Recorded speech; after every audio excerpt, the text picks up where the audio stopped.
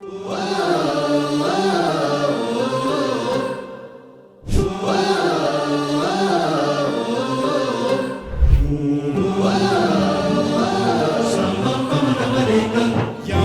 आपुले सार्थ करा रे, राष्ट्रभक्ती निस्वार्थ करा रे, एकजुटीने कार्य करा या देशाचे।